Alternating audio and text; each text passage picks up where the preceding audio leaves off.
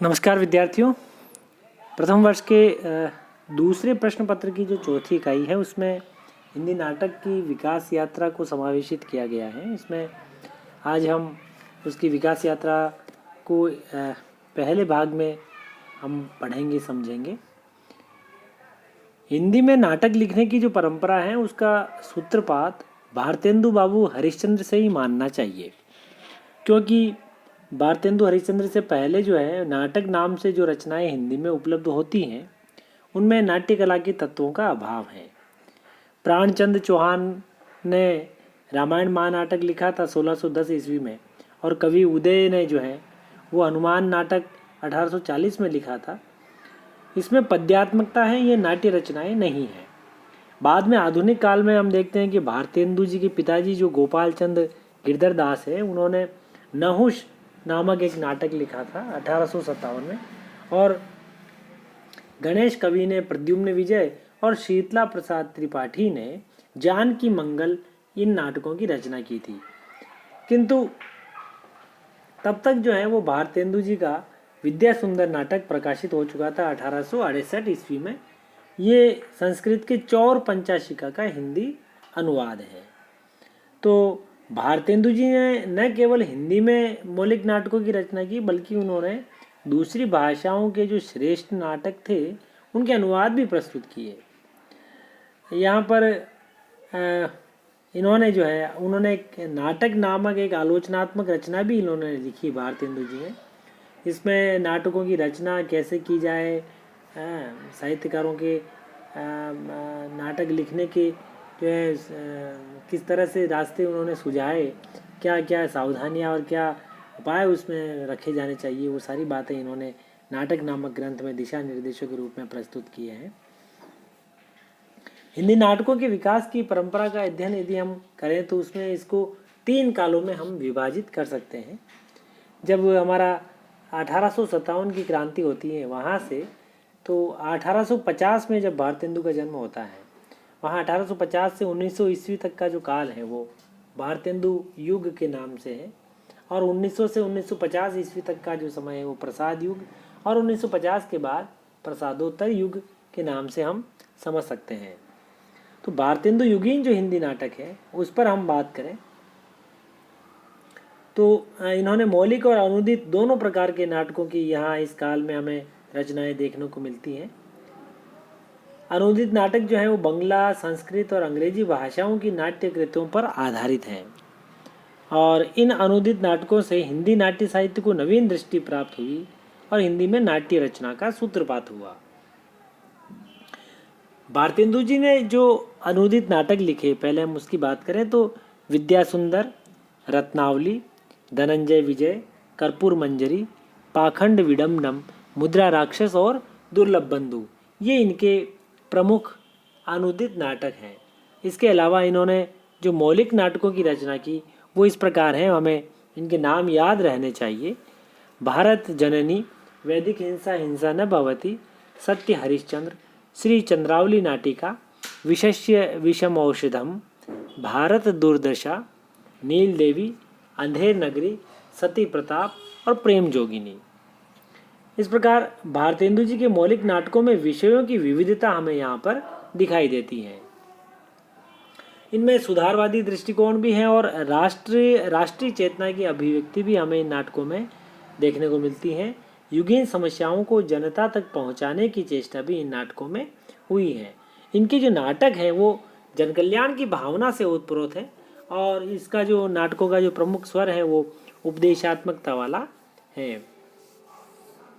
यहाँ पर अतीत गौरव और ऐतिहासिक श्रेष्ठता का जो भाव है वो भी हमें इन नाटकों में दिखाई पड़ता है, जो बाद में जाकर के प्रसाद के नाटकों में विकसित होता हुआ जान पड़ता है। भारतेंदु जी ने अपने समय में दर्शकों की रुचि को परिष्कृत करने का प्रयास किया था, और पारसी थिएटर की जो व्यावसायिक मनोवृत्ति थी उससे भारतीय दर्शकों की जो रुचि जो है वो हीन हो गई थी। दृश्यों और गीतों का जो है ऐसे हीन दृश्यों और गीतों का इन्होंने विरोध किया। उन्होंने संस्कृत नाट्य कला के साथ साथ पाश्चात्य नाट्य कला का समन्वय करके हिंदी नाट्य कला को नवीन दिशा की ओर अग्रसर किया। हम यहाँ पर देखें कि भारतेंदु जो है वो अपने समय के प्रमुख नाटककार तो थे ही, पर इस मंडली में और भी लोग थे। लाला श्रीनिवास दास, राधा कृष्ण दास, बालकृष्ण भट्ट, राधाचरण गोस्वामी, गोपाल लाल गहमरी, किशोरी लाल गोस्वामी, प्रताप नारायण मिश्र और जीपी श्रीवास्तव। यहाँ पर यदि हम एक नज़र डालें इनके साथी नाटककारों पर, तो वो ये थे कि लाला श्रीनिवास दास ने जो है प्रहलाद चरित्र, तप्ता संवरण, रणधीर प्रेम मोहिनी और संयोगिता स्वयंवर, ये इन्होंने इन नाटकों की रचना की थी। राधा कृष्ण दास ने महारानी पद्मावती, महाराणा प्रताप, दुखिनी बाला, ये इन नाटकों की यहाँ पर राधा कृष्ण दास ने रचना की। बालकृष्ण भट्ट ने दमयंती स्वयंवर, वृहन्नला, वेणी संहार, कलिराज की सभा, शिक्षादान, रेल का विकट खेल, बाल विवाह, इस प्रकार के नाटक इन्होंने लिखे और इन नाटकों में सामाजिक कुरीतियों पर व्यंग के साथ साथ किया है।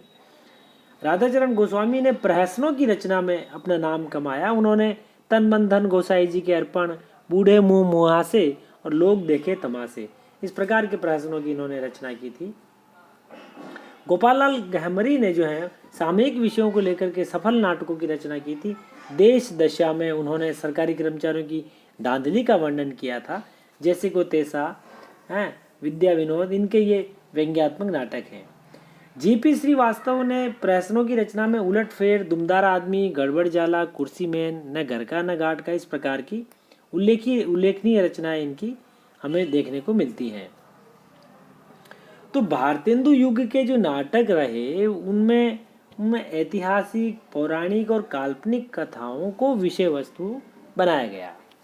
समाज सुधार, राष्ट्रीय गौरव, अतीत गौरव को नाटकों के माध्यम से दर्शकों तक संप्रेषित किया गया और जो प्रहसन लिखे गए थे उनका मूल उद्देश्य व्यंग्य के द्वारा समाज की कुरीतियों का समापन करना था। आदर्श पात्रों की सृष्टि में इन नाटककारों का विश्वास था तथा नाट्य कला की दृष्टि से वे हिंदी नाटकों के लिए नवीन मार्ग का अनुसंधान कर रहे थे। तो भारतेंदु के जो नाटक थे वो सभी नाटक अभिनय करने योग्य हैं और बाद में इनका अभी आज दिनांक तक भी इनका सफल मंचन हमें देखने को मिल रहा है।